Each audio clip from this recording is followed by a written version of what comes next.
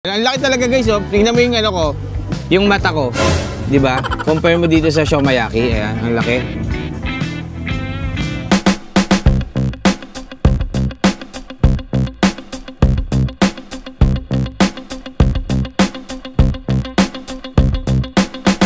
Kung saan nga may masarap ay dapat pinupuntahan. Kaya ngayong araw guys, magpo-food trip tayo dito sa Cavite at kasama natin si Zel TV. Ayan, follow nyo and subscribe nyo. Sa pagpapatuloy nga ng ating food trip dito sa Cavite, ito part 2 na, Zel TV. Yes. Ayan, meron daw ditong bagong food park, bagong bukas. Meron, bago lang. Pag malapit magpasko, magbubukas sila. Ayan, ano ba yung mga masasarap na pwede nating ma-food tripan dyan? Ka-food trip, Yes. ang mapo-food trip natin dito, kakaiba rin. Ano ba yan?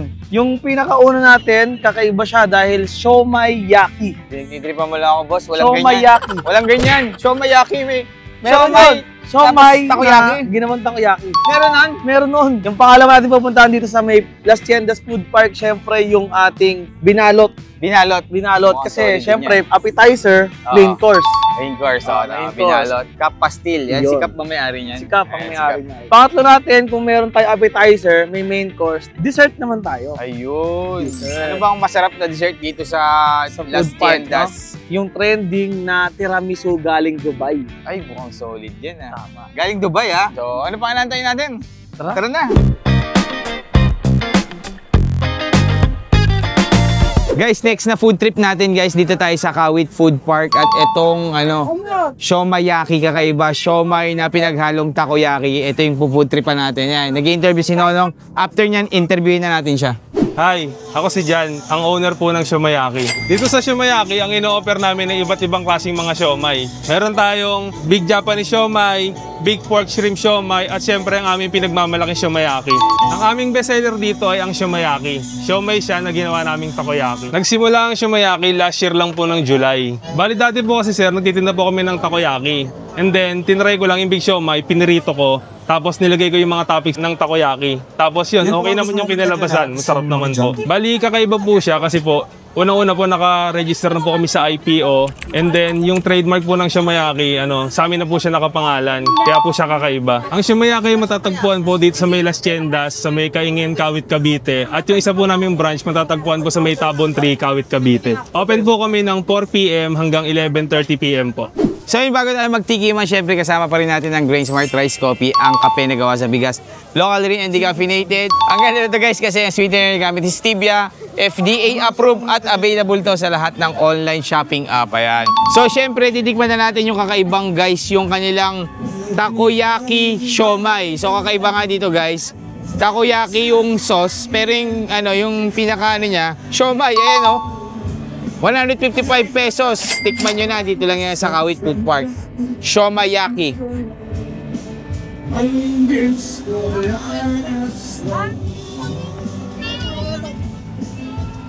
Ang sarap. Ano to? Fried siomay. Yung siomay pa lang masarap na. Tapos yung sauce niya, medyo maanghang na konti. Sarap din. So parang pag nag-crave ko sa takoyaki at sa siomay, pwede to eh. Pwede mo pagsabayin, no? Hindi ka na bibili ng magkaiba. Ito na, 2-in-1. Kakaiba to guys. Ang galing ng talino nung nakaisip na to. Ang talino na may-ari. So, naka-IPO sa kanila yung pangalan na Shomayaki, no? Pero pwede naman siguro, no? Ang galing. Ang sarap. Tapos ang lalaki pa ng siomay nila, eh, no?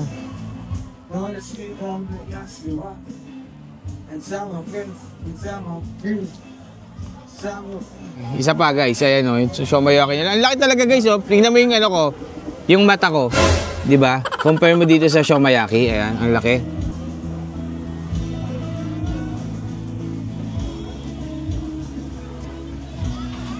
Ang sarap. Parang parang kasi laki ng itlog. Ganun eh, close to itlog. Pero, siomay. No? Ang hirap niya isubo guys. Ako, hirap na hirap ako sa bibig ko. Hirap na hirap ako isubo. Pero ang sarap talaga, manalo. So punta na kayo dito guys. Las Tiendas Food Park, dito lang yung sa Kawit.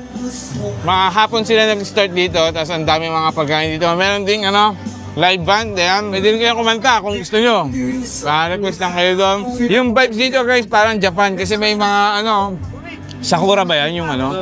Sakura flower or tree. Ayan. Siyempre, rice coffee pa rin, the best. Kasama na ito, magkape ka. Tapos kain ka na itong siomai-yaki. Ang sarap. Promise guys, masarap yung siomai-yaki. Hindi ako mapapahiya pag pinuntahan yung sarap panalo. Lalo na kung mahilig ka sa manghang. Ang sarap nito. So dito nga sa Las Tiendas Food Park guys, bagong bukas lang to eh. Alam ko bago lang to lang. Bagong open lang to. So kadalasan nagbubukas to guys pag magpapasko. So ngayon malapit na ulit. Bare months na, November, next month, December na. Bukas na ulit sila. So ang daming mga pagkain na pagpipilian dito. Meron tayong mga rice meal, may mga ganito, yung mga pika-pika. Tapos meron din dito, alam ko may mga dessert din dito, mga tiramisu, mga nauuso ngayon, ang dami ngayon. May mga drinks pa, masasarap. Ang sarap mag-chill dito guys, perfect for family, may malaking parking pa dun sa may labas. Las Tiendas Food Park, punta na kayo. Let's go!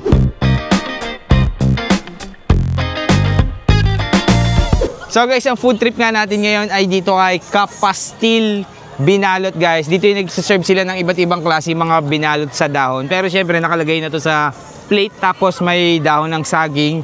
So ang best seller daw nila dito guys yung kanilang pastil kaya tinawag na Kapastil to. At ayun nagluluto yung interviewin natin. Tara interview natin yan. Hello po, ako po si Casey, ang kusinero po ng Kapastil Binalot. Ang mga tinda po namin, meron po kaming beef tapa, chicken pastel, meron din po kaming signature na chicken pastel biryani. Meron din po kaming laing po with chicharong bulaklak and pork adobo. Ang best seller po namin dito ay chicken pastel biryani. Ang may pagmamalaki ko po sa ating Kapastil Binalot ay dahil po dito ay quality na ang aming mga food, napakamura po at napakasarap pa. Ang Kapastil Binalot ay matatagpuan sa Las Tiendas, Kawit Food Park. Open po kami ng 5 PM to 12 midnight. Meron din po kaming isang branch sa food truck po sa Kaingin din po along the highway. So titikman na natin guys yung Kapastil Binalot. So may-ari pala nito guys, si Kap pala, si Kap yan. Kaya pala Kapastil yan. Thank you kay Kap at welcome tayo dito sa Las Tiendas Kawit Food Park. Ayan. Tama yung Kawit Food Park pa ba no? Tama no? Kasi parang hindi sila malito no? So ito titikman na natin biryani rice. Ayan. Parang gusto ko munang tikman yung biryani kung talagang biryani ang lasa. So hindi to biryani guys, Java rice to. Yung pangalan lang pala nyo. Ang biryani pala, tingin ko, nakahalo dito sa pastil nila. Yan. Sarap. Sarap ah. Parang ano to, purong chicken talaga. 75 pesos lang, gantong quality ang matitikman mo. Ayan. Binalot kay Kap. Ayan, binalot ni Kapastil. Sarap ah. Ano, bagay na bagay yung Java rice dun sa nagbe-blend lang yung lasa, saktong-sakto lang. And then, syempre, meron tayong itlog na pula sa gilid. Sarap dito. Try nyo to guys, yung Kapastil Binalot. 75 pesos lang guys, makakapag-food trip ka na dito sa Las Tiendas Food Park. Oh? Tapos may cucumber.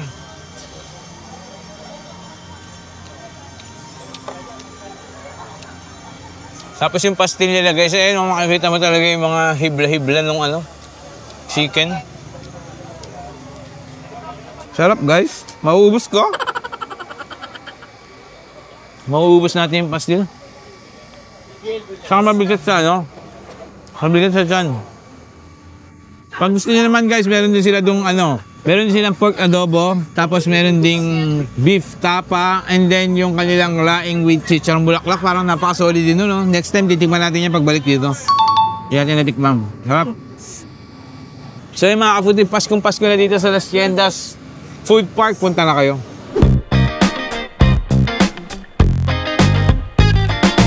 So ang food trip nga natin ngayon guys, itong tiramisu. Nag-iisang nagtitinda ng tiramisu dito sa Las Tiendas Kawit Food Park. Ayan. Titikman natin yung kanilang bestseller. Pero marami silang klase ng mga tiramisu dito. Yung bestseller nila na pistachio, no? Yung pinaka-bestseller nila. Ayan. Si ma'am, interviewin natin. Tara.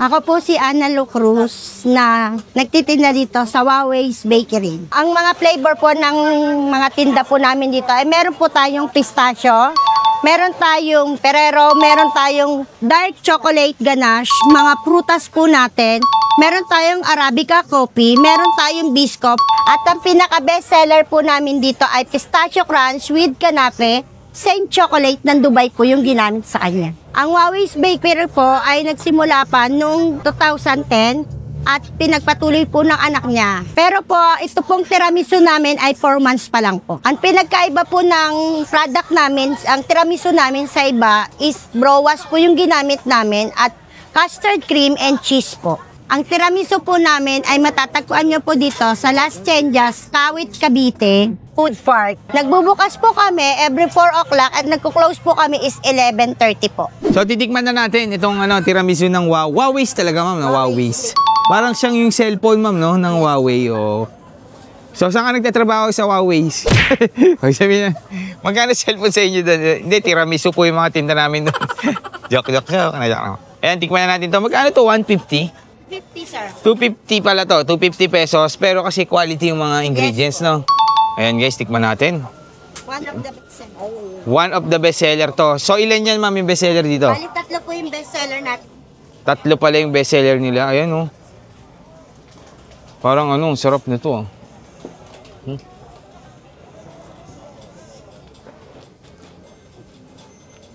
Sarap nga. Parang ma'am? Yung chocolate nga ng Dubai, no? Yun yung parang... Trending talaga. Yun yung nag-trending talaga. Yun yung nagpasarap. Ang sarap din. Tsaka ang lambot ng niya, oh. Yung pinaka tiramisu ba tawag doon, ma'am? Browas cake, yan. Browas cake, browas. Oh. Browas cake, yan. Ang daming nilagay dito, kaya talagang medyo pricey siya, 250, ha? Pero yung iba, nasa 150 lang naman, ha? Yes po, yung ating Arabica coffee and ating Biscop, 180.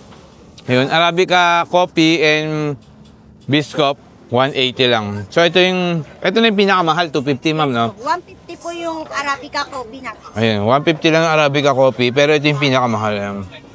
Uy, hindi ako masyadong mahilig sa matamis, pero nasarapan ako dito. Sarap. Okay lang magbayad ka ng ganung presyo, basta quality talaga yung mga pagkain na matitikman mo. 250. Ito naman guys, lang naman to, dessert lang ko niya, 2 kayo. Katapos niya kumain, 2 kayo, 3 kayo, hati-hati na kayo dito. So kami, 3 kami, maghahati-hati na kami dito. Pero parang nakalahati ko na. Yun. So dito lang to, Las Tiendas, Food Park, Kawit, Cavite. Bago lang to ma'am, hanggang kailan to ma'am? Hanggang January po. Hanggang January pa to. Pero ngayong December, talagang mas lalong dadami tingin ko yung mga nagtitinda dito. Alam ko dati, puno to hanggang dun eh. Meron pang Ferris wheel dito, mami, yung ba yung dati? Perya, may perya pa dito dati. Baka bago mag-December, abangan nyo yan. Punta na kayo dito. So kung taga-Kawit ka, Imus ka, malapit ka dito. Ito yung food park na dapat mong puntahan sa inyo. Ayan, malapit. Di ka na tayo sa ibang lugar. So bawat city na ngayon, meron ng mga may mga food park na napakagandang, napakagandang proyekto yan ng mga government natin, ng LGU. Ayan. Meron sa Manila. Sa Manila, ang dami na nga eh. Dito sa Kawit, meron na. Naik, nagpunta na rin kami, meron na. So yun lang mga ka-food trip. Thank you.